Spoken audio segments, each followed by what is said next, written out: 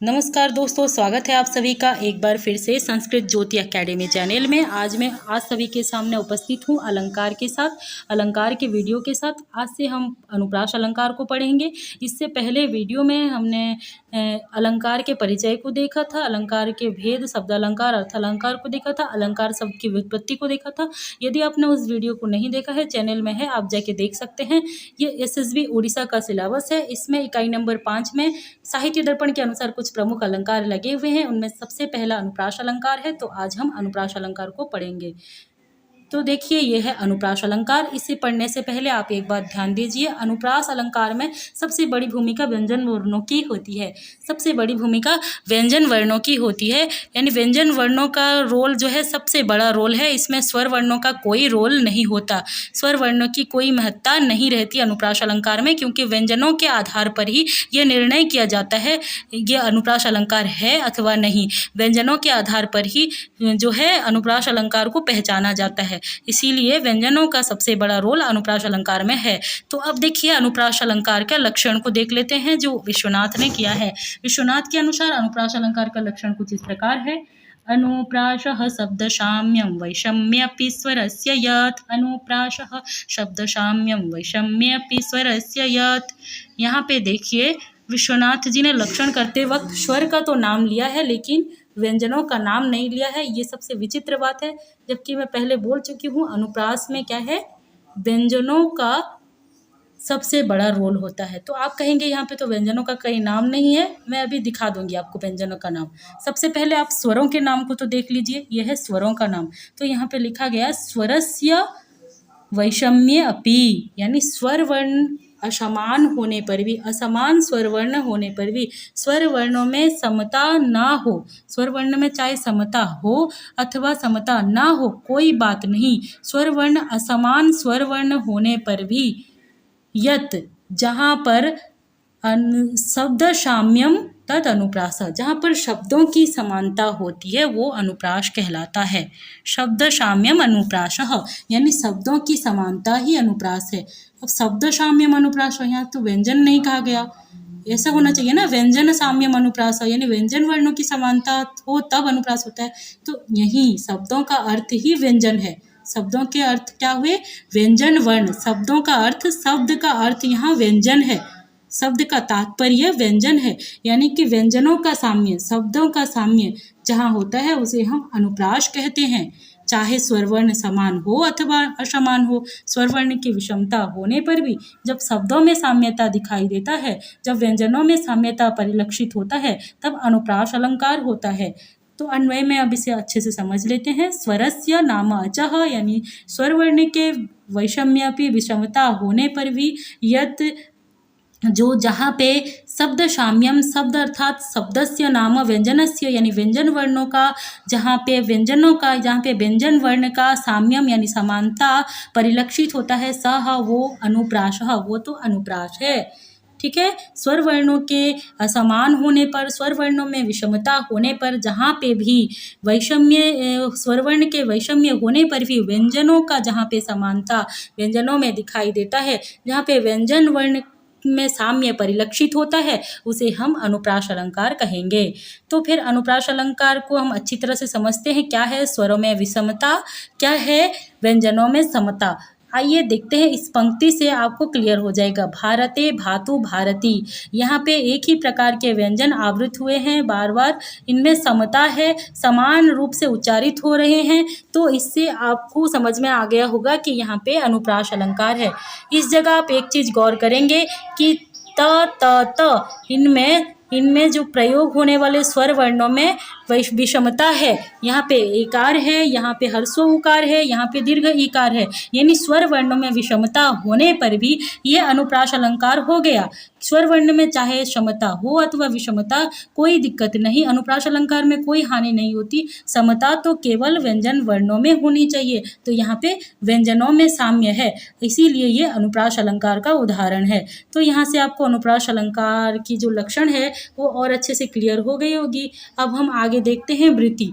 वृत्ति में विश्वनाथ कह रहे हैं कि क्यों अनुप्रास अलंकार में स्वर वर्णों को इतना इम्पोर्टेंट नहीं समझा गया, क्यों स्वर वर्ण के सादृश्य को नहीं देखा जाता अनुप्रास अलंकार में, किस वजह से स्वर वर्ण के सादृश्य का कोई मूल्य नहीं रहा अनुप्रास अलंकार में। तो वो बता रहे हैं स्वर मात्र सादृश्यम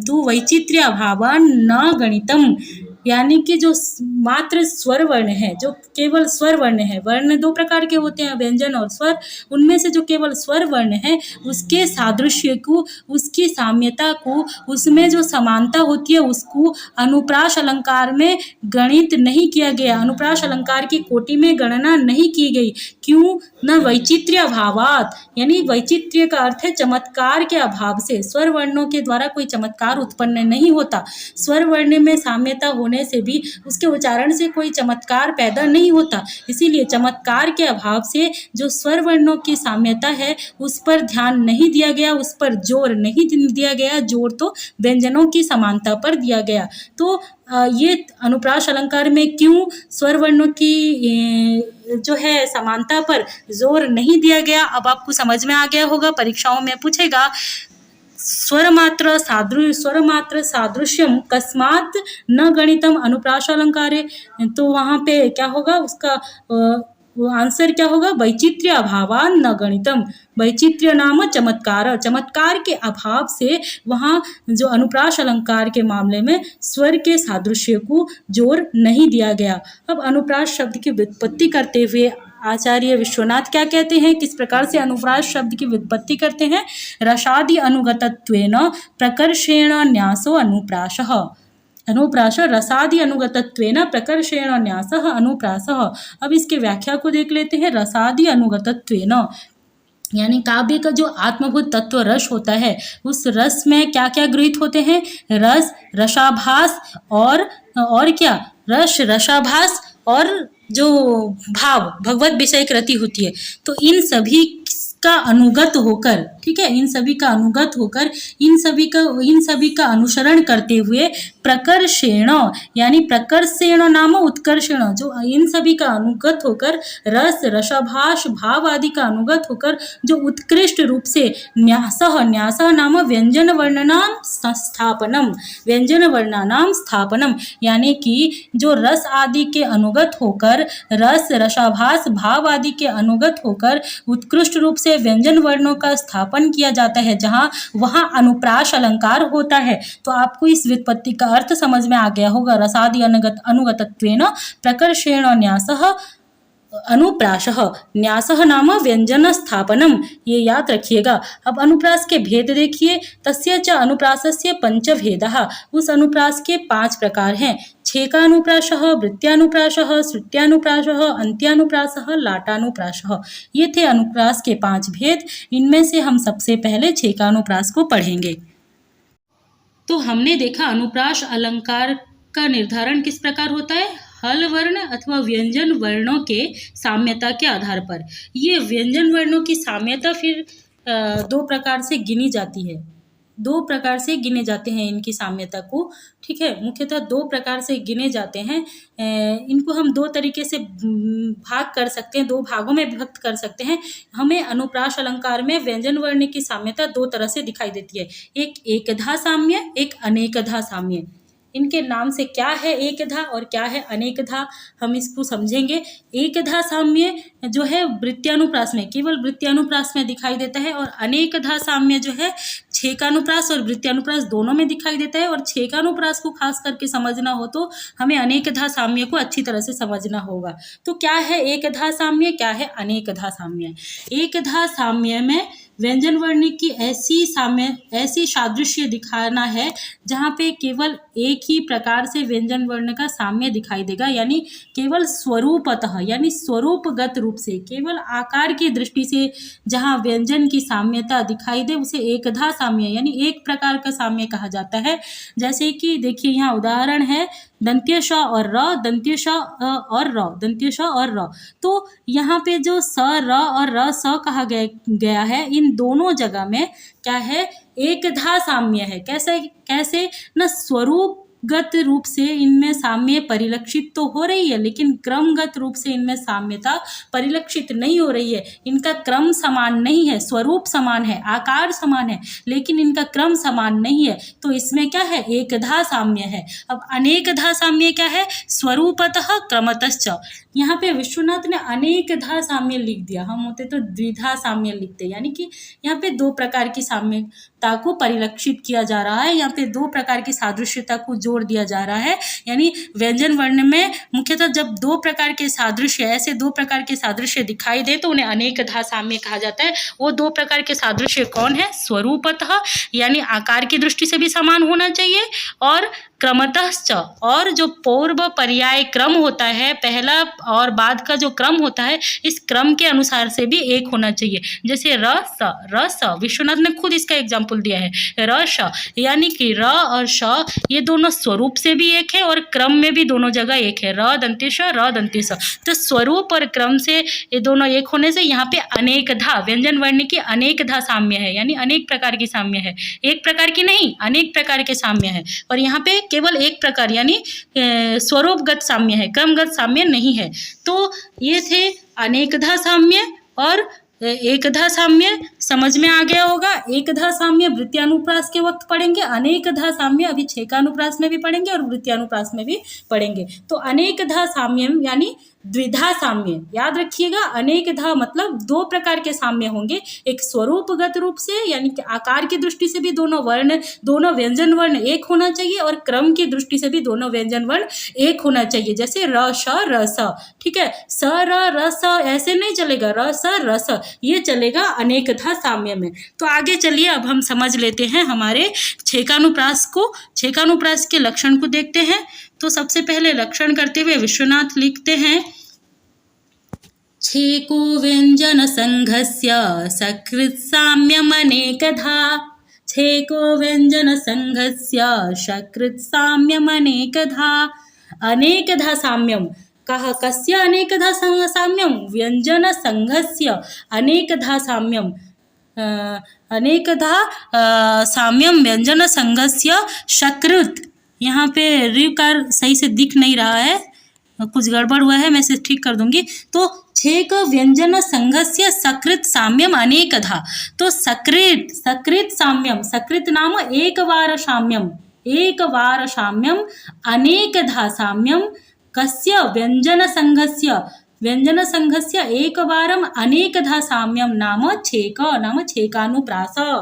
ठीक है, छेकानुप्रास किसे कहते हैं, व्यंजन संघस्य यानी कि हल वर्ण समूहस्य, हल वर्ण के समूह का, ठीक है, साम्यम, कैसा साम्यम, एकधा साम्यम, जो एक प्रकार का साम्य है, अनेकधा साम्यम, क्षमा कीजिएगा, अनेकधा, अनेकधा साम्यम यानी जो अनेक प्रकार का साम्य है। मैं बोल चुकी हूँ अनेकधा अर्थात दो प्रकार के साम्य होंगे, स्वरूपगत से और क्रमगत से। तो अनेकधा यानी दोनों प्रकार के साम्य से युक्त जो व्यंजनों का संघ है उसकी सकृत आवृत्ति, यानी एक बार आवृत्ति होगी, है ना, सकृत एक बार उसकी साम्यता दिखाई देगी, वो सादृश्यता दिखाई देगी, तब छेकानुप्रास अलंकार होगा। तो क्या है, व्यंजन संघस्य, व्यंजन वर्ण समूहस्य, हल वर्ण समूहस्य, व्यंजन वर्ण के जो समूह है उस समूह का सकृत, एक व्यंजन वर्ण का समूह होगा, उस समूह का सकृत एक बार कैसा साम्य, एक बार क्या होगा, एक बार साम्य दिखाई देगा।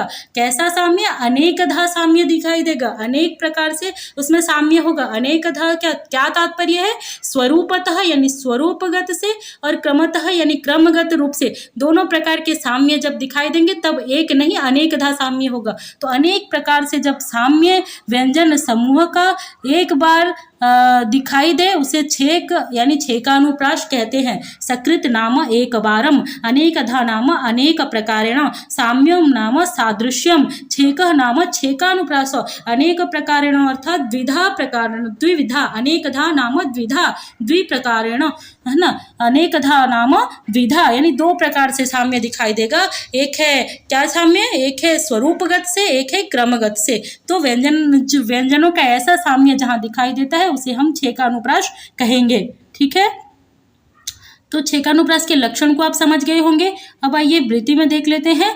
वृत्ति में भी विश्वनाथ क्लियर कर रहे हैं छेक छेकानुप्रास, जो उन्होंने कारिका में छेक कहा, छेक कहा है ना कारिका में, छेक व्यंजन संगस्य, तो यहाँ पे जो छेक कहा उसका तात्पर्य समझा रहे हैं, छेक नाम छेकानुप्रास। और अनेकधा इति उक्ते किम, अनेकधा इति उक्ते स्वरूपतः क्रमतश्च, अनेकधा का नाम होता है यानी एक से ज्यादा प्रकार, यानी एक से ज्यादा प्रकार मतलब दो प्रकार, एक स्वरूपगत रूप से एक क्रमगत रूप से, समझ गए। अनेकधा साम्यम का अर्थ समझ गए, यानी स्वरूपगत रूप से साम्य, आकार की दृष्टि से साम्य, और क्रमगत रूप से साम्य, यानी कि जो पूर्व और पर ऐसे क्रमगत रूप से जो साम्य, इसे अनेकधा साम्य कहते हैं। तो यहाँ पे उदाहरण भी दे रहे हैं छोटा सा विश्वनाथ, रसः सरः, यहाँ पे देखिए रसः सरः इत्यादेः क्रमभेदेन सादृश्यम, क्रमभेदेन सादृश्यम नास्य अलंकारस्य विषयः, यानी कि उन्होंने कह दिया है अनेकधा साम्य होना चाहिए, एक प्रकार का साम्य तो नहीं होना चाहिए। यहाँ जो रसः सरः ऐसा लिखा हुआ है, इसमें केवल स्वरूपगत साम्य है ना, इसमें एक प्रकार का एकधा साम्य है, अनेकधा साम्य नहीं है इसमें, तो ये छेकानुप्रास का विषय नहीं होगा। नास्य अलंकारस्य, इस अलंकार यानी छेकानुप्रास का विषय नहीं होगा। जब दोनों प्रकार के साम्यता शामिल होंगी, यानी कि अनेकधा और एकधा दोनों प्रकार की सादृश्यता परिलक्षित होगी, तब छेकानुप्रास अलंकार होगा। अब आगे देखते हैं इसके उदाहरण को। यहाँ पे एक उदाहरण अपने पिताश्री का उदाहरण उन्होंने उद्धृत किया है उदाहरणों में, तो उन्होंने कहा है मम तातपादनम, उदाहरण ऐसा कह के लिखा है, तो वो लिखते हैं आदाय वकुलगंधान्धि कुर्वन् पदे पदे भ्रमरान् अयमेति मंदम मंदम कावेरी बारी पावनः पवनः, ऐसा उन्होंने लिखा है। तो इसमें देखिए बहुत जगह अनुप्रास है, परंतु हमने उन सभी को हाईलाइट कर दिया है वृत्ति में जिसका जिक्र विश्वनाथ खुद ने किया है। तो यहाँ पे अनुप्रास कहाँ कहाँ है आप पहले देख लीजिए। गंधांधी, यहाँ पे ये देखिए नवर्ण और धवर्ण का उच्चारण हुआ है। इसके अलावा पदे पदे यहाँ पे भी हुआ है, मंदम मंदम यहाँ भी, कावेरी बारी यहाँ भी, पावनः पवनः यहाँ भी। तो सकृत आवृत्ति का क्या तात्पर्य है, एक बार आवृत्ति होगा।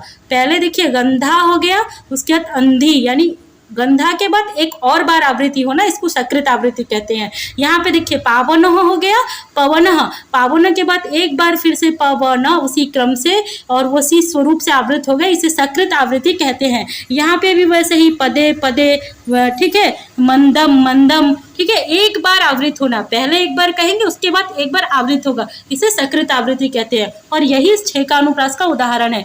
तो यहाँ पे देखिए स्वरूपगत भी साम्य है और क्रमगत भी साम्य है, स्वरूप से भी न ध है और क्रम से भी न ध, दोनों एक ही क्रम में है। और यहाँ भी देखिए पावन पवन, ये स्वरूप से भी प व न है और क्रम से भी प व न है। और मंदम मंदम स्वरूप से भी म और न द है और क्रम से भी म और न द है। यहाँ भी पदे पदे स्वरूप से भी प है, द है, क्रम से भी प है, द है। इस तरह से अनुप्रास तो आपने पहचान लिया, छेकानुप्रास भी आपने पहचान लिया। लेकिन यहाँ पे एक और चीज भी गौर कर लीजिए, यहाँ देखिए स्वर वर्णों की विषमता है। स्वर वर्ण की विषमता के बारे में हम पहले पढ़ चुके हैं। इन विषमता के होते हुए भी यह छेकानुप्रास का उदाहरण है। अब सब कुछ क्लियर हो गया। अब हम वृत्ति में देखेंगे विश्वनाथ ने किन किन जगह पे किन किन चीज़ों को मेंशन किया है और मेंशन करते हुए बताया है कि ये किस किस के उदाहरण हैं। तो छेकानुप्रास को अच्छे से समझने के लिए हम वृत्ति देखते हैं।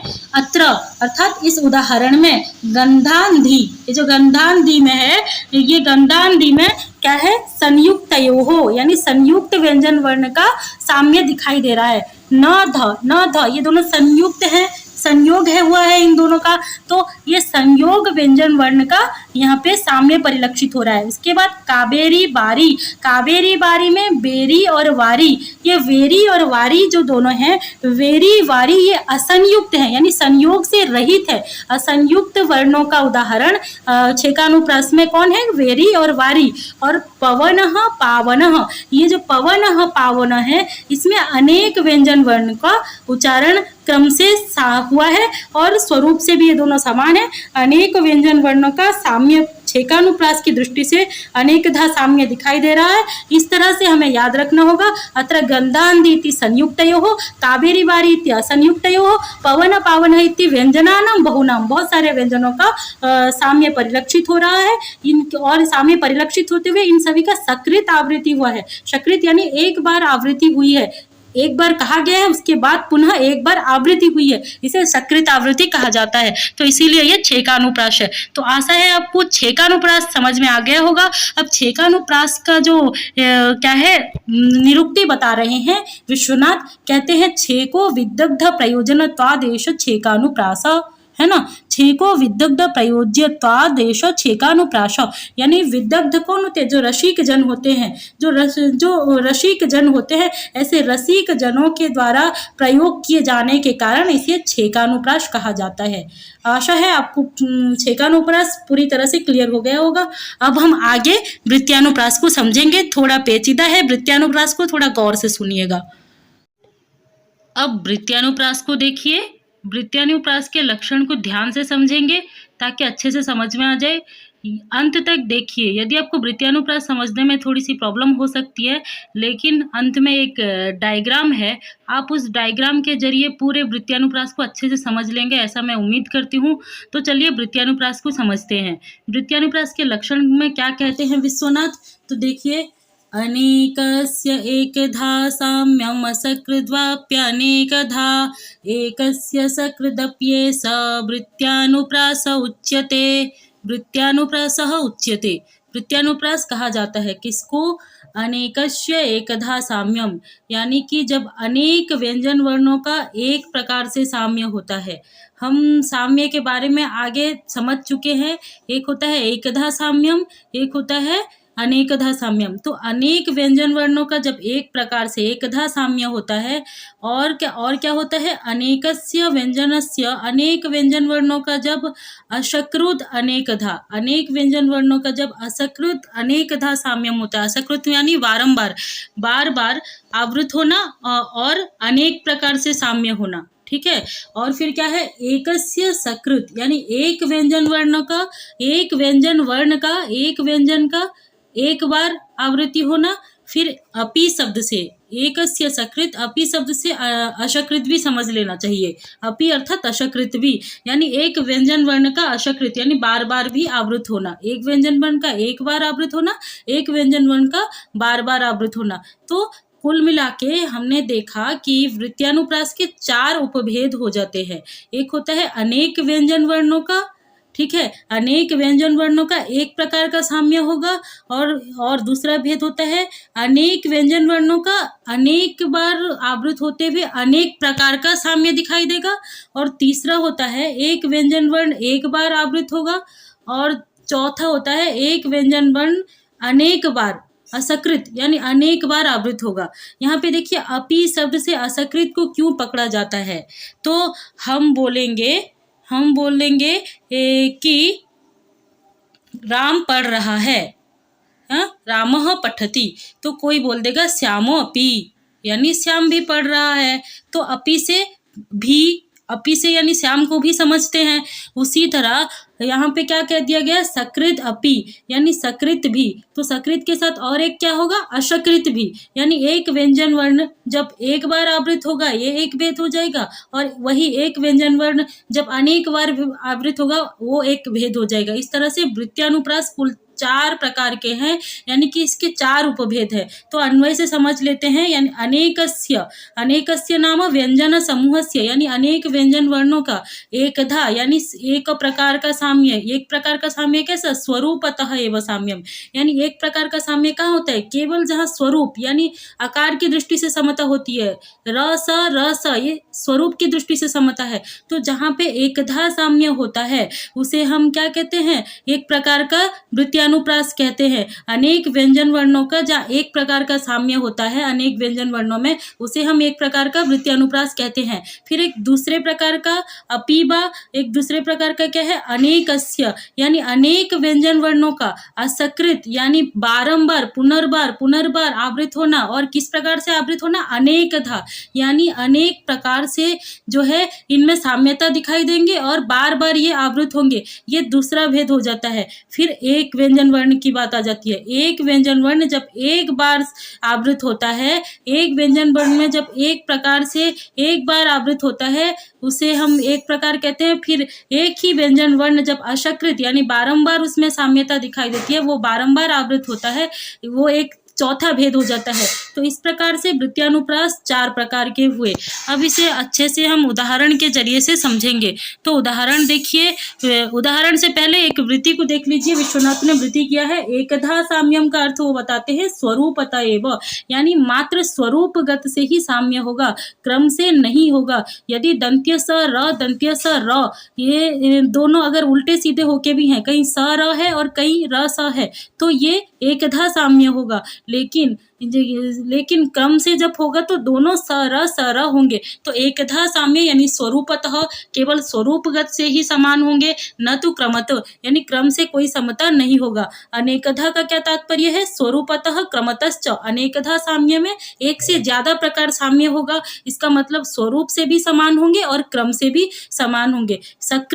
सकृत यानी सकृत तो एक बार, और असकृत को कैसे जानेंगे, यहाँ पे विश्वनाथ ने बता दिया इस अपी शब्द से। इस अपी सकृत अपी से हमें अशकृत को भी पकड़ लेना चाहिए। तो उन्होंने लिखा सकृत अपीति अपी शब्दाद अशकृत अपी, असकृत को भी हमें ग्रहण कर लेना चाहिए। यानी एक व्यंजन वर्ण का एक बार आवृत्ति होना एक वृत्यानुप्रास का भेद है, और एक ही व्यंजन वर्ण का अनेक बार आवृत्ति होना ये दूसरे प्रकार का वृत्यानुप्रास है। इस तरह से हम कुल 4 प्रकार के वृत्यानुप्रास को देख रहे हैं। तो अब इसे उदाहरण के द्वारा हम अच्छी तरह से क्लियर करेंगे। यहाँ पे देखिए एक जो भक्त कवि गीत गोविंदकार के द्वारा लिखा गया गीत गोविंद काव्य है, जिसमें भगवान श्री कृष्ण और राधा जी का श्रृंगार वर्णन किया गया है, जिसके अधिकारी पढ़ने के हर कोई नहीं हो सकते। वैसे विलक्षण काव्य का उदाहरण देकर विश्वनाथ ने वृत्यानुप्रास को यहाँ पे चिन्हाया है। तो देखते हैं वृत्यानुप्रास के इस उदाहरण को। उन्होंने लिखा है इस उदाहरण को, ये गीत गोविंद का उदाहरण है। उन्मीलन मधुगंध लुब्ध मधुप व्याधूत च्युतांकर क्रीडत कोकिल काकलिकल कलैरुद्गीर्ण कर्ण ज्वरः नीयन्ते पथिकै कथम कथमपि ध्यानावधान क्षणः प्राप्त प्राण समागम रसोल्लासैरमिवासरा। यह है उदाहरण। इसमें अनुप्रास कई तरह के हैं, लेकिन हमें वृत्यानुप्रास पहचानना है। यमक भी है, तो हमें केवल अनुप्रास अलंकार आज हम पढ़ रहे हैं, उसमें भी वृत्यानुप्रास पढ़ रहे हैं। तो पहले हम वृत्यानुप्रास को ही पहचानेंगे। तो वृत्यानुप्रास का पहचान खुद विश्वनाथ ने वृत्ति में किया है, उसी के हिसाब से यहाँ पे हम पदों को हाईलाइट कर दिए हैं ताकि आपको समझने में आसानी हो। तो यहाँ पे देखिए, उन्मीलन मधुगंध लुब्ध मधुप व्याधूत च्युतांकुर। यहाँ पे देखिए सबसे पहला भेद है, सबसे पहला भेद क्या है, जो है अनेकस्य एकधा साम्यम। पहला भेद ये है। तो इसको इस पूरे उदाहरण को आपने देख लिया। पहला भेद है अनेकस्य एकधा साम्यम, यानी एक से ज्यादा व्यंजन वर्ण का एक ही प्रकार से साम्य होगा। एक से ज्यादा व्यंजन वर्ण एक ही प्रकार, ये जो अंतिम पाद है इस पाद में है र दंत्य स, र दंत्य स, ये दोनों अनेक व्यंजन वर्ण है। इन अनेक व्यंजन वर्णों का एक ही प्रकार से समता दिखाई दे रहा है। र स र, यानी कि एक ही प्रकार का साम्य है। यहाँ पे क्रम से दोनों समान नहीं है, केवल स्वरूप से समान है। तो ये एक भेद हो गया। फिर हम दूसरा भेद क्या देखे थे, अनेक व्यंजन वर्ण का असकृत समता होगा, यानी अनेक व्यंजन वर्ण अनेकधा साम्य होगा और असकृत आवृत्ति होगा, यानी कि अनेक प्रकार से समता दिखाई देगा और उनकी आवृत्ति बारंबार होगी। ये एक ही बार आवृत्त हुआ है, उनकी आवृत्ति तो बारंबार होगी। कैसे, देखिए, क्रीडत कोकिल काकली कल, क्रीडत कोकिल में एक किल एक बार यहाँ, फिर दूसरी बार आवृत्ति कली, फिर कल, फिर यहाँ कलही, यानी कि बारंबार आवृत्ति हुई है, पुनः पुनः आवृत्ति हुई है, असकृत आवृत्ति हुई है। किसकी, अनेक व्यंजन वर्णों की। तो ये हो गया 6 का जो वृत्यानुप्रास छेकानुप्रास नहीं, वृत्यानुप्रास का द्वितीय भेद। ठीक है, पहला भेद ये है, ये अनेक व्यंजन वर्ण का ये स्वरूपतः, मात्र स्वरूपतः साम्य होते हुए एक बार आवृत्ति हुआ है। और दूसरा भेद ये है, अनेक व्यंजन वर्ण का दोनों प्रकार से साम्य है, क ल क ल क ल क्रम से भी है और स्वरूप से भी है, दोनों प्रकार से समता दिखाई देते हुए अशकृत यानी बारंबार आवृत्ति हुई है। उसके बाद क्या है, उसके बाद लिखा है, हमें देखना है फिर तीसरा भेद क्या है, एक व्यंजन वर्ण की एक बार आवृत्ति। एक व्यंजन वर्ण यहाँ पे देखिए म की एक बार आवृत्ति हुई है, यहाँ एक बार। यहाँ पे आपको प्रश्न होगा कि उन्मीलन मधु, यहाँ भी म की आवृत्ति हुई है, लेकिन उन्मीलन म ये तो छेकानुप्रास का विषय हो जाता है, न साथ होके आ रहा है। यदि वृत्यानुप्रास को देखना है तो केवल म को देखना है, तो उन्मीलन म के बाद ये एक म आवृत हुआ है, तो उन्मीलन मधु गंध लुब्ध मधुप, ये जो म है ये वृत्यानुप्रास का विषय है। इस म के बाद इस बार ये म आवृत हो रहा है, तो एक व्यंजन वर्ण एक बार आवृत हो रहा है। इसके बाद हम देखेंगे और एक ही व्यंजन वर्ण अनेक बार आवृत होगा। कैसे, देखिए उन्मीलन मधुगंध ध को देखिए, मधुगंध लुब्ध मधुप व्याधूत च्युतांकुर, यहाँ पे ध एक ही व्यंजन वर्ण की अनेक बार आवृत्ति हुई है। तो इस प्रकार से ये अनुप्रास वृत्यानुप्रास का चौथा भेद हुआ। तो हमने वृत्यानुप्रास के 4 भेदों को इस उदाहरण के जरिए देख लिया है। देखिए यहाँ पे वृत्ति में जो है विश्वनाथ भी कहते हैं, अत्र रस उल्लासे रमी इति रसयोर एकधैव साम्यम, यानी ये पहला भेद है जहाँ पे अनेक व्यंजन वर्णों का एकधा साम्य है, केवल स्वरूप से समता है, क्रम से नहीं है, र स और स र में। ठीक है, तो ये पहला भेद हो गया। ये किस पाद में है, अंतिम पाद में। फिर क्या कहते हैं, साम्यम न तो तेनैव क्रमेण, उसी क्रम से नहीं है, केवल स्वरूप से है। फिर दूसरा भेद, द्वितीय पादे क लयोर अशकृत, यानी कि दूसरे पाद में जो क ल है, 2 व्यंजन वर्ण, यानी क ल ऐसे 2 व्यंजन वर्ण कह सकते हैं, या अनेक, जो एक से ज्यादा है वो अनेक है। तो क ल जो अनेक व्यंजन वर्ण है उनकी असकृत तेनैव क्रमेण, वो क ल की दोनों प्रकार की समता है क ल में, स्वरूप से भी और क्रम से भी। फिर इनकी असकृत यानी बारंबार आवृत्ति हुई है, तो ये वृत्यानुप्रास का दूसरा भेद हो गया। फिर ये कौन से पाद में है, दूसरे पाद में। फिर हम देखते हैं किसमें, प्रथम पाद में जो एक व्यंजन वर्ण है मकार, मकारस्य, प्रथमे एकस्य मकारस्य, एक जो मकार है उसकी सकृत, उसकी एक बार आवृत्ति हुई है, यहाँ एक बार और यहाँ एक बार। तो इस प्रकार से ये तीसरा भेद हो गया। फिर धकारस्य, फिर म के बाद जो ध है ये एक ही व्यंजन है, इस धकार की चा शकृत, धकार की बारंबार आवृत्ति हुई है, धकार की बारंबार पुनरावृत्ति हुई है, इसीलिए अशकृत आवृत्ति हुई है, और ये चौथे प्रकार का वृत्यानुप्रास हो गया। तो इस प्रकार से हमने वृत्यानुप्रास को उदाहरण के सहित समझा है। वृत्यानुप्रास की व्युत्पत्ति बताते हुए विश्वनाथ कहते हैं, रस विषय व्यापारवती वर्ण रचना वृत्ति, यानी वृत्ति किसे कहते हैं, जो रस विषयक व्यापार से युक्त वर्ण रचना होती है उसे हम वृत्ति कहते हैं। उस वृत्ति का अनुसरण करते हुए जो व्यंजन वर्णों की प्रकर्ष रूप से स्थापना की जाती है, जो व्यंजन वर्णों की प्रकर्ष रूप से संरचना की जाती है, उसे हम वृत्यानुप्रास कहते हैं। तो अब देख लेते हैं डायग्राम के जरिए कैसे वृत्यानुप्रास के उदाहरणों को समझ लेते हैं। तो देखिए वृत्यानुप्रास 4 प्रकार के हैं। एक प्रकार का यह है कि अनेक व्यंजन वर्णानाम एकधा साम्यम, ठीक है, स्वरूपतः एवं न तो क्रमेण साम्यम, इसमें एक प्रकार की समता दिखाई देगा। ठीक है, एक प्रकार का समता दिखाई देगी जो कि केवल स्वरूप से होगा, क्रम से नहीं होगा। यहाँ उदाहरण में रसो उल्लासे रमी में र स र, ये स्वरूप से तो एक है लेकिन क्रम से नहीं है। फिर दूसरा भेद देखिए, अनेक व्यंजन वर्णानाम असकृत अनेकधा साम्यम, अनेक व्यंजन वर्ण बार बार आवृत होते हुए अनेक प्रकार से समता उनमें दिखाई देगी। जैसे देखिए, क्रीडत को किल का कली कल कलई रुदगीर्ण, इस जगह में क ल की जो है क्या है, बारंबार आवृत्ति हो रही है। ठीक है, क ल की बारंबार आवृत्ति हो रही है और उसी क्रम से हो रही है, अनेकधा साम्य है। तो ये दूसरा भेद हो गया। फिर तीसरा भेद, एक व्यंजन वर्ण का सकृत साम्यम, यानी एक व्यंजन वर्ण एक बार आवृत होते हुए उसमें समता दिखाई देगा। जैसे उदाहरण, मधुगंध लुब्ध मधुप व्याधूत च्युतांकर, यहाँ पे म यानी एक बार आवृत हुआ है। फिर चौथा भेद है, एकस्य व्यंजनस्य अपि शब्दात अशकृत, यानी अपि शब्द वहां पे जो कार्य का पेड़ लिया गया है मैं दिखा दी हूँ, उस अपि आदि शब्द से हमें असकृत को समझना चाहिए। और एक व्यंजन वर्ण जब असकृत आवृत हो जाएगा यानी बारंबार आवृत होगा तो उसे हम वृत्यानुप्रास का चौथा भेद मानेंगे। उदाहरण के लिए मधुगंध, लुब्ध, मधुप, व्याधूत, च्युतांकर, यहाँ पे ध ध ध ये सारे असकृत यानी पुनर्पुनरावृत हुए हैं। तो इस प्रकार से हमने वृत्यानुप्रास को देख लिया है। आगे हम श्रुत्यानुप्रास को देखेंगे। अब छेकानुप्रास और वृत्यानुप्रास के बाद अनुप्रास के तीसरे भेद को देखते हैं, श्रुत्यानुप्रास। श्रुत्यानुप्रास जैसे कि इसके नाम से आप सभी को पता चलता होगा, इसका संबंध श्रवणेंद्रिय से है। कहा जाता है कि जिसे सुनने से हृदय को आनंद मिलता है, सहृदय जिसे सुनकर आनंदित होते हैं, उसे श्रुत्यानुप्रास कहा जाता है। इसमें भी व्यंजन वर्णों की साम्यता ही देखी जाती है। सादृश्य, व्यंजन वर्णों का सादृश्य देखा जाता है। कैसा सादृश्य देखा जाता है?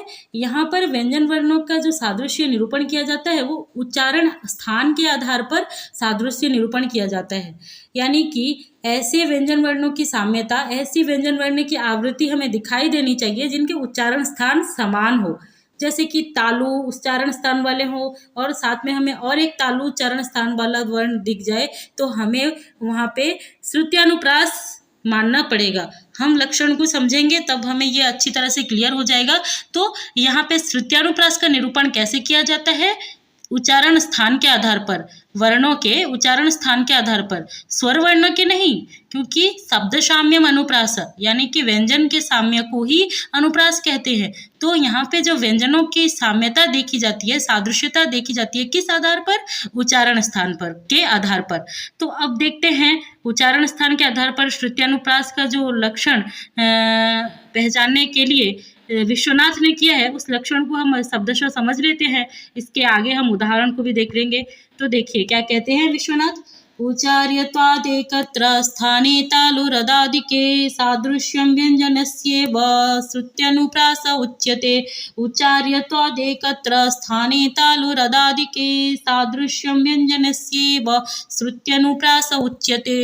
श्रुत्यानुप्रास उच्यते यानी कि श्रुत्यानुप्रास कहलाता है। श्रुत्यानुप्रास कहलाता है। कौन श्रुत्यानुप्रास कहलाता है? कौन श्रुत्यानुप्रास कहलाता है? तालु रदादिके। तालु रदादिके का अर्थ होता है तालु दंत आदि उच्चारण स्थान, है ना। तालु दंत आदि उच्चारण स्थान जिस व्यंजन वर्ण के समान होते हैं, ठीक है, वैसे समान उच्चारण स्थान से उच्चारित होने वाले व्यंजन वर्णों की जब साम्यता दिखाई देती है, ठीक है, जब वैसी साम्यता दिखाई देती है, समान उच्चारण स्थान वाले वर्णों में जब साम्यता दिखाई देती है, ऐसी उच्चारण प्रक्रिया से क्या है? श्रुत्यानुप्रास निरूपण किया जाता है। जिस पंक्ति में ऐसे व्यंजन वर्ण दिखाई देते हैं कि उनके उच्चारण स्थान समान हो और उनकी साम्यता को देखकर हमें ये मानना पड़ेगा कि वहाँ श्रुत्यानुप्रास है। यही ये लक्षण का अर्थ है। तो अन्वय को देख लेते हैं। तालवादि के एकत्र स्थाने उच्चार्यत्वात् यत् व्यंजनस्यैव साम्यं तत् श्रुत्यानुप्रासः। ठीक है, श्रुत्यानुप्रास किसे कहा जाता है? तालु रदादिके यानी तालु दंत आदि जो है उच्चारण स्थान एकत्र स्थाने उच्चार्यत्वात् यानी तालु दंत आदि जो उच्चारण स्थान है उसी एक ही स्थान से, उन्हीं समान उच्चारण स्थान से उच्चारित होने से, जो उच्चारित होने से यानी कि एक ही समान, एक ही कहें अथवा समान कहें, एक ही प्रकार के उच्चारण स्थान से अथवा समान प्रकार के उच्चारण स्थान से उच्चारित होने से यत जो व्यंजनस्य व साम्यम जो केवल मात्र व्यंजन वर्णों का साम्य, स्वर वर्णों का नहीं, स्वर वर्णों के उच्चारण स्थान के आधार पर नहीं, व्यंजन वर्णों का जो साम्य दिखाई देता है तत् श्रुत्यानुप्रास उच्यते, उसे हम श्रुत्यानुप्रास कहेंगे। स्वर वर्णों का क्यों ग्रहण नहीं किया है हम पहले पढ़ चुके हैं, चमत्कार के अभाव से, वैचित्र्य के अभाव से। इसीलिए व्यंजन वर्णों के उच्चारण स्थान जो जब समान उच्चारण स्थान वाले व्यंजन वर्ण के साम्यता दिखाई देती है, व्यंजन वर्णों में साम्यता दिखाई देती है, उसे हम श्रुत्यानुप्रास कहेंगे। तो सबके अर्थ को भी देख लीजिए। तालु रदादिके का अर्थ होता है या तालु दंतादि के जो उच्चारण स्थान है एकत्र यानी एकस्मिन एक ही स्थाने यानी स्थान में, एक ही स्थान में उच्चारित होने वाले व्यंजन वर्णों में जब साम्यता परिलक्षित होती है तब हम उसे श्रुत्यानुप्रास कहेंगे। ठीक है, तो अब विश्वनाथ ने वृत्ति में क्या लिखा है समझाया है अच्छी तरह से। अब हम वृत्ति को भी देख लेंगे। वृत्ति में कुछ ज्यादा नहीं लिखा है, यहाँ पे तो पूरे क्लियर है लक्षण, तो वृत्ति इसका कुछ नहीं लिखा है, उदाहरण के ऊपर वृत्ति लिखा है। तो हम पहले उदाहरण देख लेते हैं, फिर हम वृत्ति को देखेंगे। तो उदाहरण देखिए, उदाहरण कुछ इस प्रकार है। दृशादग्धं मनसिजं जीवयन्ति दृशैवया विरूपाक्ष्यस्य जैनिस्तास्तु वामलोचना। दृशादग्धं मनसिजं जीवयन्ति दृशैवया विरूपाक्ष्यस्य जैनिस्तास्तु वामलोचना। ऐसा उदाहरण है। इसमें अनुप्रास अलंकार को पहचानने से पहले आप एक चीज को पहचान लीजिए। देखिए यहाँ पे क्या है, वर्गीय ज है यानी चवर्ग का ज है, और यहाँ पे य है, ज है, य है, यानी कि ये ज य इन दोनों का उच्चारण स्थान समान है। ईचू यसाणाम तालु यानी कि हर्स्व ई यानी कि इकार, हर्स्व ई नहीं इकार, और चवर्ग और य और तालव्य स, ये सब तालव्य वर्ण है, इनके उच्चारण स्थान तालु है। तो क्या है यहाँ पे, य तालव्य वर्ण है, ज तालव्य वर्ण है, उच्चारण स्थान समान दिखाई दिए ना। तो इसी से हमें श्रुत्यानुप्रास को पहचानना पड़ेगा। श्रुत्यानुप्रास जिसका संबंध श्रवण इंद्रिय से है। इंसान सुनता है कब, जब उच्चारित होता है। तो देखिए समान उच्चारण स्थान वाले वर्ण बारंबार आवृत हो रहे हैं, उच्चारित हो रहे हैं, इनकी साम्यता, उच्चारण स्थान में साम्यता दिख रही है हमें, तो यहाँ पे श्रुत्यानुप्रास है, सीधी सी बात है। तो देखिए वही बात जो है हमारे विश्वनाथ ने वृत्ति में लिख दिया है। अत्र जीवयन्ति, जीवयन्ति इति, याः इति, जयिनोः इति, जयिनिः इति। अत्र जकार यकारयोर एकत्र स्थाने तालु उच्चार्यत्वात् सादृश्यम। यहाँ पे किसमें सादृश्य दिखाई दे रहा है, किन दो वर्णों में सादृश्य दिखाई दे रहा है, ज और य में। ज चवर्ग का वर्ण है, चवर्ग का वर्ण होने से ज का उच्चारण स्थान भी तालु है। ठीक है, और क्या है, य तो ईचू, ईचू यसाणम तालु यानी कि य भी तालु तालव्य है। तो तालु उच्चारण स्थान होने से इन दोनों में साम्यता परिलक्षित हो रही है। तो इसे हम क्या मान लेंगे, श्रुत्यानुप्रास मान लेंगे। और श्रुत्यानुप्रास का ये उदाहरण है। इसी तरह दंत्य कंठ्यानाम अपि उदाहर्यम, इसी तरह हम दंत्य स्थानीय, कंठ स्थानीय, दंत्य स्थानीय, इन सभी वर्णों वाले अनुप्रास का निरूपण कर सकते हैं, देख सकते हैं। ये विश्वनाथ कह रहे हैं। फिर हम श्रुत्यानुप्रास की व्युत्पत्ति को देख लेते हैं। सहृदयानाम अतीवः श्रुति सुखत्वात् श्रुत्यानुप्रास, यानी सहृदयों के श्रवण इंद्रिय को अत्यंत सुख देने वाला जो अनुप्रास अलंकार होता है वो श्रुत्यानुप्रास कहलाता है। सहृदय के श्रवण इंद्रिय को अत्यंत सुख देने वाला जो अनुप्रास अलंकार होता है वो श्रुत्यानुप्रास कहलाता है। आशा है आपको श्रुत्यानुप्रास समझ में आ गया होगा। दोस्तों हम उदाहरणों के अर्थ में नहीं जा रहे हैं क्योंकि ये शब्दालंकार है, यहाँ शब्दों की प्रधानता है, वरना वीडियो लंबी हो जाएगी अगर हम अर्थ में जाएंगे। लेकिन थोड़ी सी हम अर्थ में जाएंगे जब हम लाटानुप्रास पढ़ेंगे, क्योंकि वहाँ अर्थ की जरूरत होती है थोड़ी सी, क्योंकि वहाँ तात्पर्य देखना पड़ता है। अभी हम इसके बाद फिर क्या पढ़ेंगे, अंत्यानुप्रास। अब आइए अंत्यानुप्रास को देख लेते हैं। अंत्यानुप्रास, इसके नाम से ही आप सब समझ सकते होंगे कि इसका प्रयोग हमें हमेशा अंत में देखने को मिलेगा। अंत्यानुप्रास या तो पद के अंत में होगा या पाद के अंत में होगा। विश्वनाथ ने दोनों का उदाहरण दिया है, हम विस्तार से समझेंगे। तो अंत्यानुप्रास के लक्षण को सबसे पहले देख लेते हैं। अंत्यानुप्रास में क्या कहते हैं विश्वनाथ, व्यंजनम चेद यथावस्थं सहाद्येन स्वरेण तु आवर्त्यते अंत्ययोज्यत्वादन्त्यानुप्रास एव तत् एव अंत्यानुप्रास, वो ही अंत्यानुप्रास है।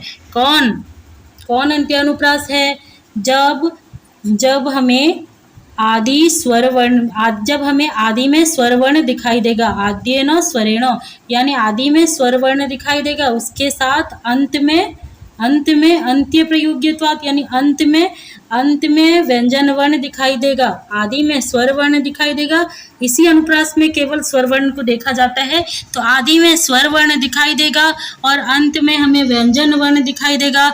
वो व्यंजन वर्ण कैसा होगा, यथावस्थम यानी कि यथासंभव स्थिति के अनुसार अनुस्वार विसर्ग स्वर से युक्त व्यंजन वर्ण हमें अंत में दिखाई देगा, अंत्य योज्यत्वात् अंत में दिखाई देगा, और उसके आदि में स्वर वर्ण दिखाई देगा, ऐसा व्यंजन वर्ण दिखाई देगा। और ऐसा व्यंजन वर्ण अंत में जब प्रयोग होता हुआ दिखाई देगा और उसकी पुनरावृत्ति होगी, आवर्तयते चेत, उसकी जब पुनरावृत्ति होगी, आवर्तयते यानी उसकी जब पुनरावृत्ति होगी तो हम उसे अंत्यानुप्रास कहेंगे। ठीक है, तो हम एक बार अन्वय के साथ समझ लेते हैं। आद्येन स्वरेण यानी आदि में स्वर वर्ण के साथ, यथावस्थम यथासंभव स्थिति के अनुसार, है ना, अनुस्वार विसर्ग स्वर युक्तम, अनुस्वार विसर्ग अथवा स्वर से युक्त तादृशम व्यंजनम, ऐसा व्यंजन वर्ण जो अनुस्वार विसर्ग और स्वर से युक्त यथा स्थिति, स्थिति के अनुसार अनुस्वार विसर्ग स्वर से युक्त होकर उसके आदि में स्वर वर्ण होगा,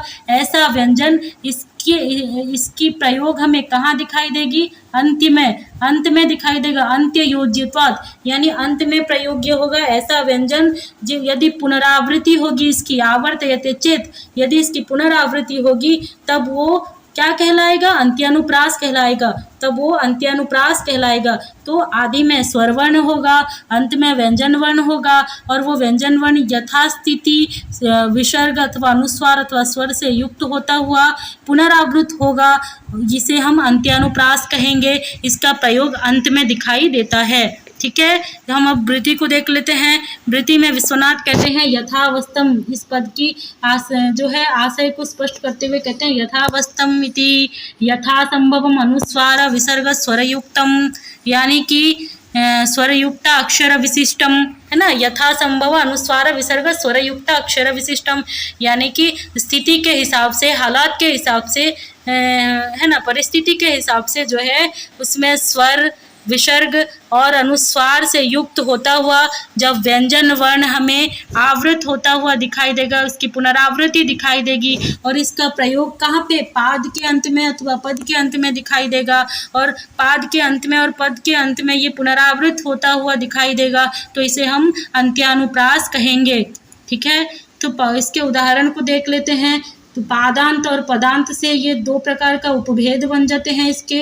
तो पादांत का सबसे पहले उदाहरण देते हुए विश्वनाथ कहते हैं, ये इनका खुद का उदाहरण है, तो ये कहते हैं पादांत गो यथा मम, यानी ये श्लोक इनकी खुद की रचना है। तो कहते हैं तेसः कासस्तव विकासः काय प्रकटित करभ विलास चक्षुर्दग्ध वरटकल्पम त्यजति न चेत काममनल्पम। इसमें कुल 4 पाद है, और इसके चारों पादों में हमें ऐसे व्यंजन वर्ण को ढूंढना है जिस व्यंजन वर्ण का प्रयोग अंत में हुआ होगा, चारों पादों के अंत में। ठीक है, और उसकी आवृत्ति हुई होगी, और उससे पहले स्वर वर्ण होगा, और उसमें स्थिति के अनुसार विसर्ग अथवा अनुस्वार का प्रयोग हुआ होगा। तो देखते हैं, सबसे पहले हमें व्यंजन वर्ण को देखना है। पहले पाद में देखिए शकार है, ये एक व्यंजन है, तो दूसरे पाद में उसी सकार की आवृत्ति हुई है। ये सकार दोनों की आवृत्ति हुई है, दोनों शकार की अंत में आवृत्ति हुई है। एक लक्षण घटित हुआ, अंत में व्यंजन दिख गया। अब उस व्यंजन के पहले हमें स्वर रहना दिखाई देना चाहिए, यानी व्यंजन के पहले स्वर वर्ण का प्रयोग होना चाहिए। आद्येन स्वरेण सह, यानी आदि में स्वर वर्ण का प्रयोग होना चाहिए। तो कासह और लाशह में क और ल को काटिए, क के बाद क्या है? विक, वी क में ये तो केवल क है, और क किसके साथ हो के आया है? क के साथ अ है, आ है, आकार है, आकार। तो आ एक स्वर वर्ण है, तो क और ल को काटिए। यहाँ पे आ को देखिए, ये भी आ है, ये भी आ है, तो आ क्या होता है? आ स्वर वर्ण होता है। तो आदि में हमें स्वर वर्ण दिख रहे हैं ना, आदि में स्वर वर्ण दिख रहे हैं। फिर हमें स भी दिख रहा है जो अंत में है, व्यंजन वर्ण है। और फिर ये स कैसा है? इसमें स्थिति के हिसाब से विसर्ग का प्रयोग किया गया है, आसह आसह, यानी कि ये क्या हो गया? जो अंत्यानुप्रास का विषय बन गया है ये, यानी कि अंत्यानुप्रास हो गया। सकार की आवृत्ति हो रही है, व्यंजन की आवृत्ति हो रही है, और उस व्यंजन से पूर्व हमें स्वरवर्ण दिख रहा है, और फिर स्थिति के हिसाब से यहाँ पे विसर्ग का प्रयोग किया गया है। तो ये अंत्यानुप्रास का उदाहरण है। विकासः विलासः में जो आसह आसह है, ये अंत्यानुप्रास है। फिर हमें चक्षुर्दग्धम वरडाकल्पम त्यजति नचेत कामम अनल्पम। इसमें जो है इन दो पादों में हमें अंत्यानुप्रास को निकालना है। तो यहाँ पे देखिए कल्पम और नल्पम ये दो दिख रहे हैं। कल्पम और नल्पम में क और न को काट दीजिए। हमें स्वर वर्ण से शुरू करना है। तो स्वर वर्ण है अल्पम और अल्पम। ठीक है, अल्पम में देखिए अंत में जो व्यंजन वर्ण आवृत हो रहे हैं वो कौन है? ल और प का संयुक्त व्यंजन, यानी संयुक्त व्यंजन यहाँ आवृत हो रहा है। ल और प का संयोग आवृत हो रहा है। इस म को अनुस्वार समझिए। ये अनुस्वार व्याकरण के नियम के अनुसार अनुस्वार को म हो गया है। तो यहाँ पे म नहीं है, ये अनुस्वार है। तो आवृत्ति किसकी हो रही है? ल और प, जो संयुक्त ल और प है इनकी आवृत्ति हो रही है। और इनका प्रयोग अंत्य में है, अंत्य अनुप्रास है, इसीलिए इनका प्रयोग अंत में किया गया है। फिर इनके पहले हमें अल्पम अल्पम अ स्वर वर्ण दिख रहे हैं। फिर इसमें हमें स्थिति के अनुसार अनुस्वार का प्रयोग दिख रहा है। ये म भी अनुस्वार है, अनुस्वार भी दिख रहा है। तो यथास्थिति अनुस्वार विसर्ग से युक्त होता हुआ आदि में स्वर वर्ण रहते हुए ऐसा व्यंजन यदि पाद अथवा पद के अंत में क्या होता है? आवृत होता है। अल्पम अल्पम यदि आवृत होता है तो इसे हम क्या कहेंगे? अंत्यानुप्रास कहेंगे। ये तो था पादांत। फिर पदांत देखिए, पद के अंत में किस तरह से अंत्यानुप्रास होता है। तो विश्वनाथ कहते हैं पदांत वो यथा मंदम हसंतः पुलकम वदंतः। यहाँ पे देखिए हसंतः वहंतः, वदंत नहीं है, वहंतः, हसंतः वहंतः। तो हसंतः में जो अंतः है, वहंत में जो अंतः है, अंतः में न त का संयोग जो है, ये संयुक्त व्यंजन इनकी आवृत्ति हुई है। दोनों जगह अंत में आवृत्ति हो रही है। और यह व्यंजन इससे पूर्व में अकार है, अ एक स्वर वर्ण है, और दोनों के पूर्व में स्वर वर्ण आ रहा है, और दोनों अ ही है। और फिर ये यथास्थिति अनुस्वार अथवा विसर्ग में से विसर्ग से युक्त है। अंतः अंतः, तो यहाँ पे विसर्ग भी जुड़ा हुआ है।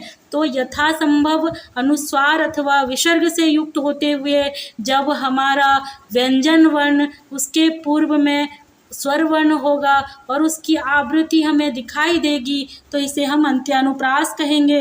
अंतः अंतः अंतः एक बार और उसकी आवृत्ति यहाँ एक बार। तो ये क्या है? पदांत अंत्यानुप्रास है। पदांत अंत्यानुप्रास, इस तरह से हमने अंत्यानुप्रास को पढ़ा।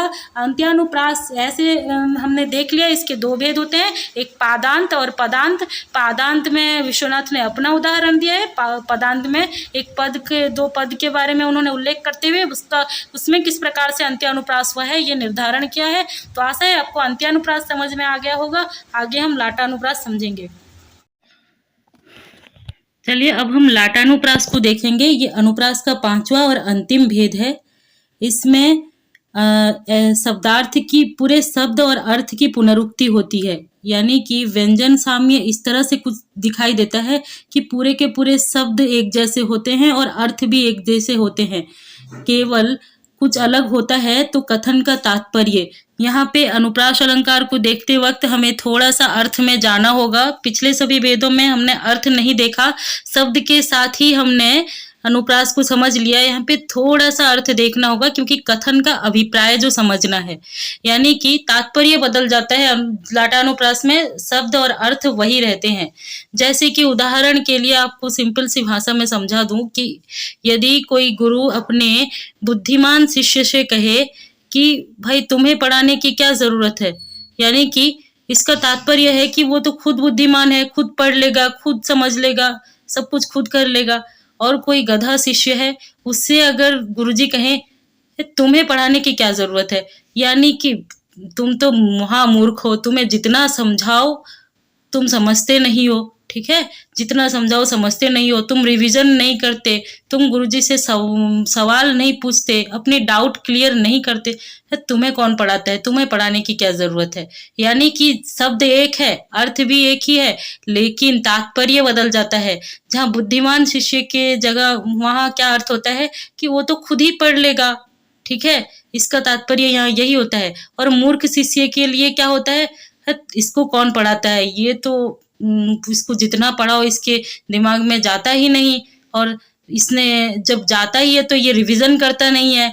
ये गुरु से पूछता भी नहीं है, अपनी डाउट को क्लियर नहीं कर रहा है, तो इससे पढ़ाने की क्या ज़रूरत है।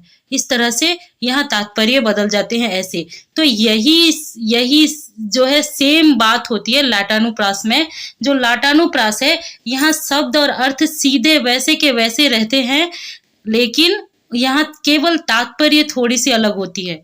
कुछ दोस्त हैं, कुछ लोग हैं जो कुछ भाई बहन हैं जो लाटानुप्रास और यमक में कंफ्यूज आ जाते हैं, यानी कंफ्यूज हो जाते हैं लाटानुप्रास और यमक के बीच में। तो उन्हें कंफ्यूज होने की ज़रूरत नहीं है। यमक अलंकार हम आगे पढ़ेंगे, इसके जो आगे आएगी वीडियो उसमें हम पढ़ेंगे। लेकिन मैं आपको समझा दूं कि लाटानुप्रास में शब्द और अर्थ दोनों की पुनरुक्ति होती है, यानी कि एक जैसे शब्द होंगे और उनके अर्थ भी समान होंगे।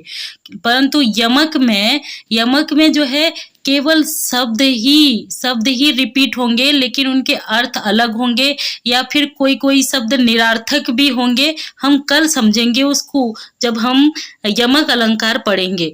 तो यहाँ पे देखिए लाटानुप्रास और यमक में बिल्कुल कंफ्यूज मत होइएगा। लाटानुप्रास जो है इसमें शब्द और अर्थ दोनों की पुनरुक्ति होती है, लेकिन जो यमक में है केवल शब्द की पुनरुक्ति होती है, अर्थ अलग आते हैं और फिर कभी-कभी अर्थ निरार्थक भी होते हैं।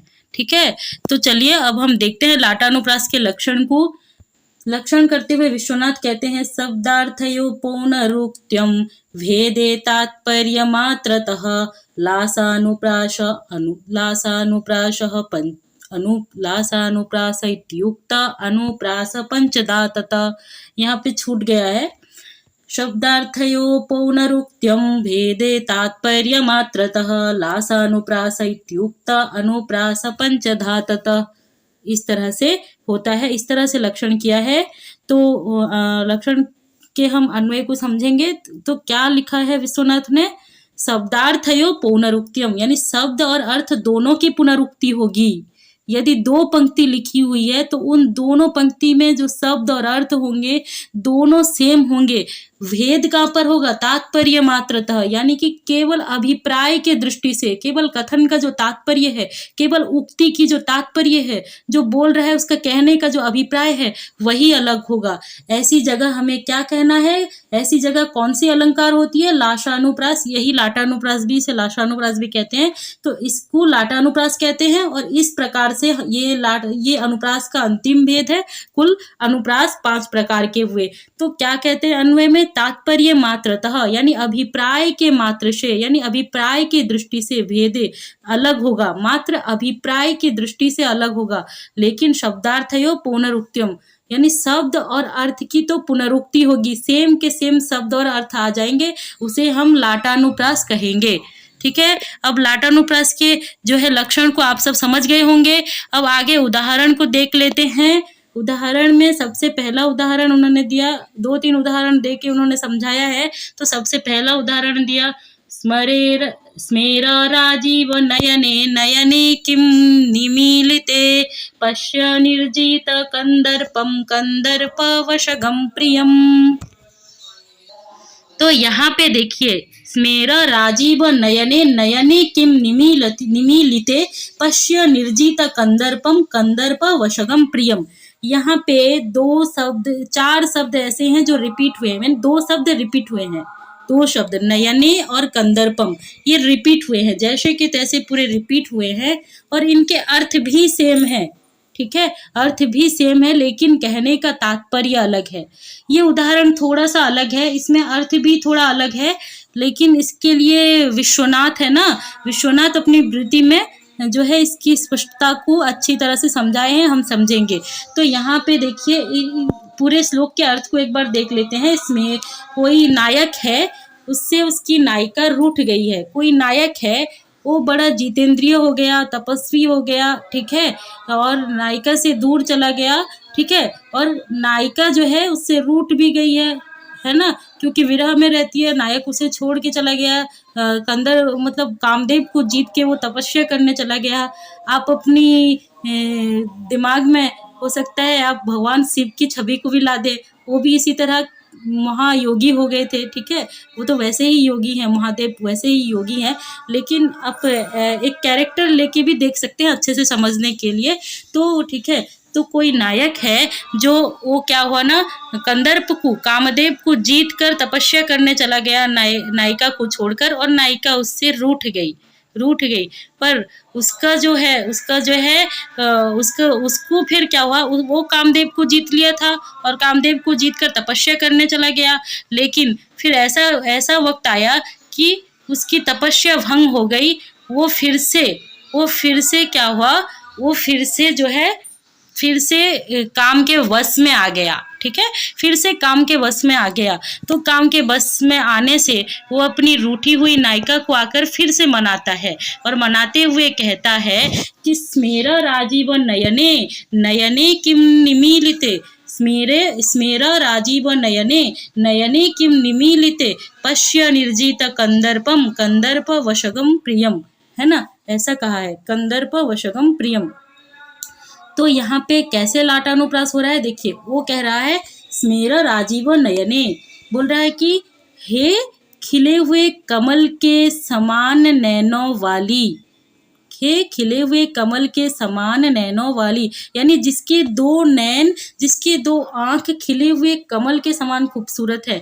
नयने किम निमीलिते, उसने अपनी आंख बंद कर लिया गुस्सा होके, तो उसे बोल रहा है कि हे मेरी खिले हुए कमल के समान नैनों वाली नायिका, तुमने अपनी दोनों आंखों को क्यों मूंद लिया है।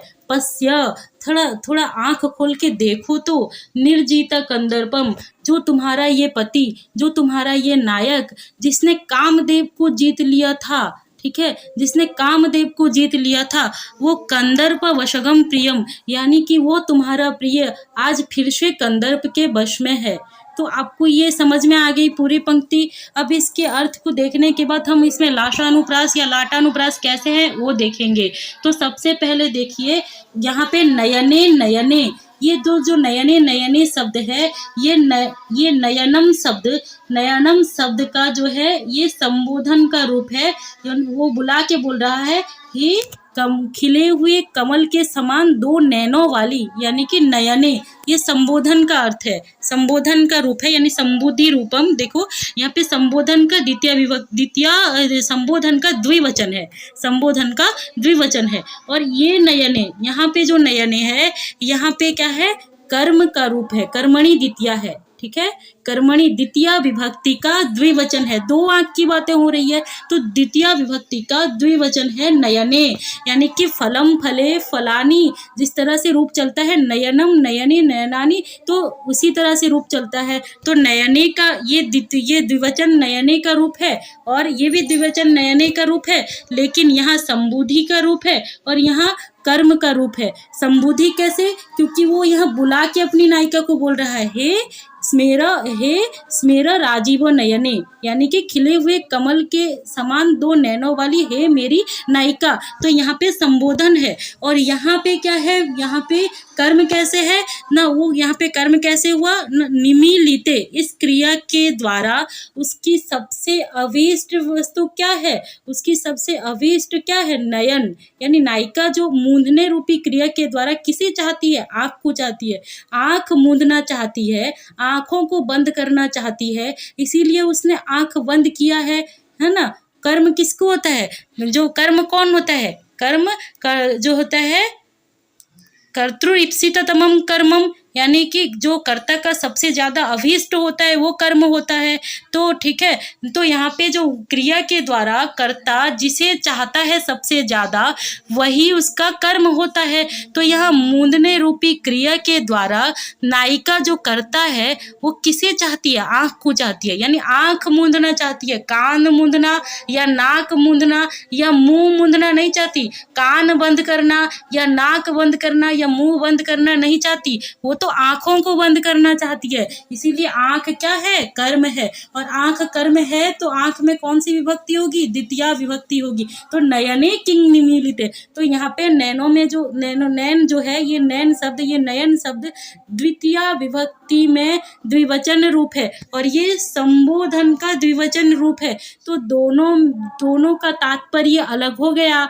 फिर यहाँ पे देखो पश्य पश्य निर्जित कंदर्पम कंदर्प वशगम प्रियम, यानी कि पहला वाला कंदर्प जो है ना, पहला वाला कंदर्प जो है वो कर्म है। कैसे ना, कंदर्प को जिसने जीत लिया, ठीक है, जीतने रूपी क्रिया से नायक का अभिष्ट कौन था? कंदर्प।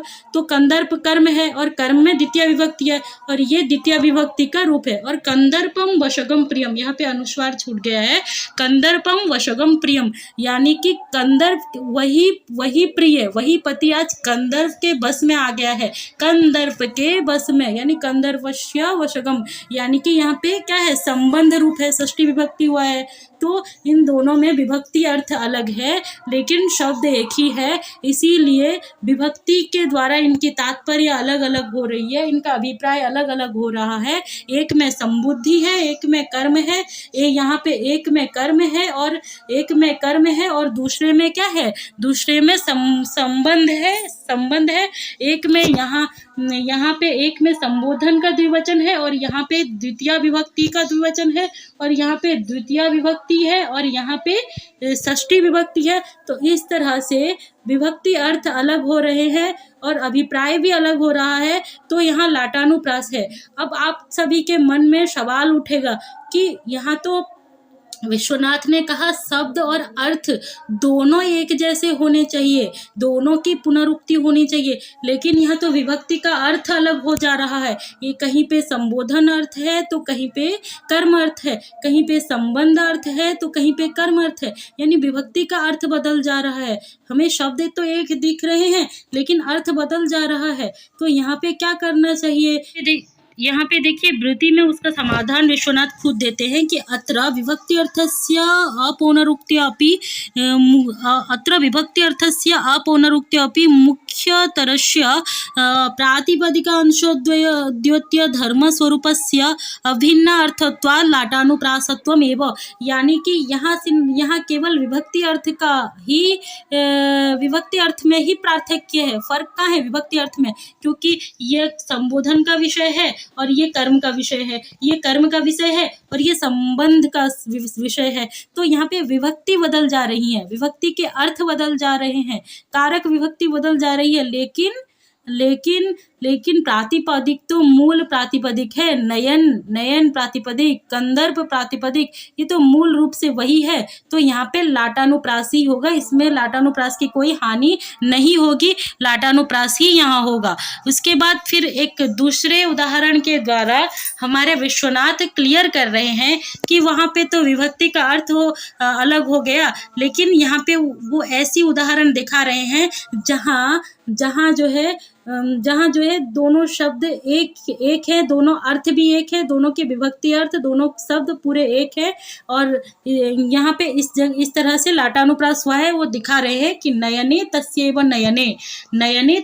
नयने च। अगर आप की कोई शंका है पिछली वाली उदाहरण में, उन्होंने तो उसका समाधान दे दिया, फिर भी आपको और क्लियर करने के लिए वो बोलते हैं नयने तस्यैव नयने च। ये एक पूरा श्लोक है। जब हम चतुर्थ परिच्छेद को देखेंगे काव्य विभाजन में, वहाँ ध्वनि के भेद में ये पूरा श्लोक आया है। इस श्लोक को पूरा अगर समझेंगे तो ऐसा कुछ है कि उस तरुण, एक नायिका है, समझ लो, आप अपने दिमाग में एक बात डालो कि एक नायिका है, समझ लो एक लड़की है, उसके पीछे हजारों लड़के पड़े हुए हैं, एक नायिका के पीछे हजारों लड़के दीवाने हो रहे हैं। उनमें से उसका एक नायक है जिसे वो लड़की पसंद करती है, ठीक है। तो वो लड़की उसे पसंद करती है तो उसका एक ही नायक है और बाकी उसके पीछे पड़े हुए हैं, लेकिन वो किसी को भी पसंद नहीं करती, सबसे दूर रहती है। तो वो लोग जो है, जो उसके चाहने वाले दूसरे हैं, वो लोग आपस में बात करते हैं, अरे गुरु, उसके ही आँख हैं, यानी उसके ही आँख भाग्यशाली है जिसे वो रोज दिखती है, हमें तो बिल्कुल भी नहीं दिखती, यानी कि उस युवक के आँख हैं। नयने तस्यैव नयने, उसके ही आँख भाग्यशाली हैं, उसके ही नयन भाग्यशाली है, जो रोज अपनी नायिका का दर्शन करते हैं, परंतु हम तो उसे देखने क्या, हम तो उसकी खुशबू भी नहीं पाते। यानी कि इस आँख का अर्थ भी 2 आँख और इस आँख का अर्थ भी 2 आँख। लेकिन ये आँख जो है, दूसरा वाला आँख, ये भाग्यशाली को बता रहा है। ठीक है, ये भाग्यशाली आँख का द्योतक है और ये नॉर्मल आँखें हैं। बोल रहे वो बोल रहे ना, हमारे काहे के आँख भाई, उसके आँख है, उसके आँख बड़े भाग्यशाली हैं जो रोज अपनी नायिका का दर्शन करते हैं। तो इस तरह से कहने से जो है तात्पर्य बदल जा रहा है दोनों शब्दों में। एक आँख सामान्य आँख का द्योतक है, एक नयन शब्द सामान्य आँखों का द्योतक है और दूसरा वाला नयन शब्द जो है भाग्यशाली नयनों का द्योतक है। तो इस तरह से तात्पर्य बदल जाने से यहाँ लाटानुप्रास हुआ। फिर यहाँ पे देखिए विश्वनाथ भी कह रहे हैं अत्र द्वितीय नयन शब्द, यानी जो दूसरा नयन शब्द है, ठीक है, ये भाग्यत्वादि गुण विशिष्ट रूपत्वाद तात्पर्य मात्रेण भिन्नार्थ, यानी कि इसमें जो भाग्यत्वादि गुण है ये विशिष्ट है, विशिष्ट गुण से युक्त है। ये नयन भाग्यत्वादि विशिष्ट गुण से युक्त होने के कारण यहाँ पे दोनों नयनों में दूसरे नयनों का जो तात्पर्य, दूसरे नयन शब्द का जो तात्पर्य है वो बदल जाता है और इसीलिए यहाँ लाटानुप्रास है। फिर और एक उदाहरण देते हैं, इसी उदाहरण को आचार्य मम्मट ने भी दिया है। इस उदाहरण में वो कहते हैं और क्लियर करने के लिए, तो ये उदाहरण कुछ इस प्रकार है। यस्य न सविधे दयिता दवदहनस्तु हि न दीधितिस्तस्य, यस्य च सविधे दयिता दवदहनस्तु हि न दीधितिस्तस्य। यहाँ पे देखिए पूरे शब्द अर्थ सब रिपीट हो चुके हैं, शब्द अर्थ यहाँ दोनों जगह रिपीट हो चुके हैं, लेकिन तात्पर्य कहाँ से अलग हो रहा है, न और च से अलग हो रहा है। ठीक है, सारे के सारे वो यहाँ पे तो दिखा रहे थे केवल एक शब्दों की, केवल 2 शब्दों की, एक पदों की, एक पद की, केवल 2 पद की, ऐसे दिखा रहे थे। ठीक है, यहाँ पे अनेक पदों की दिखा रहे हैं। ठीक है, यानी कि सारे पद जो है रिपीट हो रहे हैं। यानी ये इस श्लोक का क्या तात्पर्य है, जिसके पास उसकी नायिका है उसके लिए शीतल चंद्रमा क्या है, दावानल के समान है, क्योंकि उसके पास उसकी नायिका है तो वो काम से संतप्त होकर अपनी नायिका के पास आ रहा है।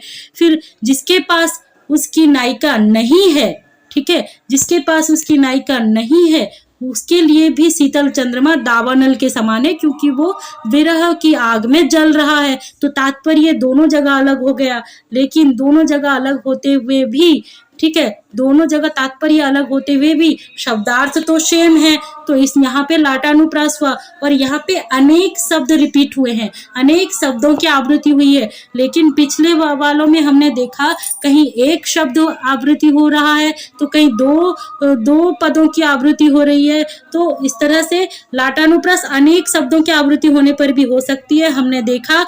तो अत्र अनेक पदानां पुनरुक्त्यम, यहाँ अनेक पदों की पुनरुक्ति हुई है। तो इस तरह से लाटानुप्रास हमने देखा। अब लाटानुप्रास की व्युत्पत्ति कहते हैं, लाटानुप्रासस्य व्युत्पत्ति एष च प्रायेण लाट जन प्रियत्वा लाटानुप्रास, यानी कि ये जो लाटानुप्रास है ये लाट देश के जो लोग हैं उनका बड़ा प्रिय अलंकार रहा है। तो लाट देश के लोगों का प्रिय अलंकार होने से इसका नाम लाटानुप्रास पड़ा। तो अब लाटानुप्रास को पढ़ने के साथ ही हमने पूरे अनुप्रास अलंकार को पढ़ लिया है। मुझे ऐसी आशा रहेगी कि आप सभी को अब अनुप्रास अलंकार में कोई डाउट नहीं रहेगा। ठीक है, यदि डाउट रहे तो आप कमेंट के जरिए पूछ सकते हैं। हमने अनुप्रास अलंकार के 5 भेदों को देखा। अनुप्रास तो शब्द साम्य है, यानी व्यंजन वर्णों की समानता जहाँ पे दिखाई देती है उसे अनुप्रास कहते हैं। ये विश्वनाथ के अनुसार 5 प्रकार के हैं: छेकानुप्रास, वृत्त्यानुप्रास, श्रुत्यानुप्रास, अंत्यानुप्रास, लाटानुप्रास। तो छेकानुप्रास वहाँ होता है जहाँ व्यंजनों की, ठीक है, जहाँ व्यंजनों की अनेकधा साम्य परिलक्षित होती है। और वृत्त्यानुप्रास कहाँ होता है, वृत्त्यानुप्रास वहाँ होता है, वृत्त्यानुप्रास में व्यंजन की अनेकधा साम्य भी दिखती है, एकधा साम्य भी दिखती है, एकधा और अशकृत साम्य दिखती है, और एक व्यंजन वर्ण की एक बार आवृत्ति दिखती है और एक ही व्यंजन वर्ण की अनेक बार आवृत्ति दिखती है। और फिर हमने देखा श्रुत्यानुप्रास, जिसका संबंध श्रवणेंद्रिय से है, जिसको सुनने से जाना जाता है, जिसके उच्चारण जिसमें ऐसे व्यंजन पुनरुक्त होते हैं, ऐसे व्यंजन आवृत होते हैं जिनकी उच्चारण स्थान समान होती है। फिर हमने अंत में देखा फिर हमने अंत तक आते आते अंत्यानुप्रास को देखा, जो अंत में प्रयुक्त होते हैं और ऐसे व्यंजन होते हैं जिनके पहले स्वर वर्ण होता है और स्वर वर्ण के साथ जिनमें स्थिति के हिसाब से अनुस्वार अथवा विसर्ग होता है। फिर हमने सबसे अंत में लाटानुप्रास को देखा, जहाँ पूरे के पूरे शब्द अर्थ पुनरुक्त हो जाते हैं, केवल तात्पर्य का, केवल अभिप्राय का भेद होता है। तो आशा है आपको अनुप्रास अलंकार समझ में आ गया होगा। आगे हम कल यमक अलंकार को पढ़ेंगे। यदि आपको वीडियो अच्छी लगती है तो आप ज़रूर उन लोगों तक पहुंचाएं जिन्हें ऐसी वीडियो की ज़रूरत है। अगर आपको नोट्स चाहिए तो आप टेलीग्राम चैनल से जुड़ सकते हैं। पूरे अलंकार के नोट जब बन जाएंगे तो ये पूरा नोट टेलीग्राम चैनल में रख दिया जाएगा। आप इसके टाइटल को देख सकते हैं, प्रमुख अलंकार है, तो जितने भी प्रमुख अलंकार हैं सब इसमें जब मैं बना लूँगी तब इस नोट को मैं टेलीग्राम चैनल में छोड़ दूँगी। आज के लिए इतना ही। अंत तक जो लोग बने रहे उन सभी को धन्यवाद है। नमस्कार।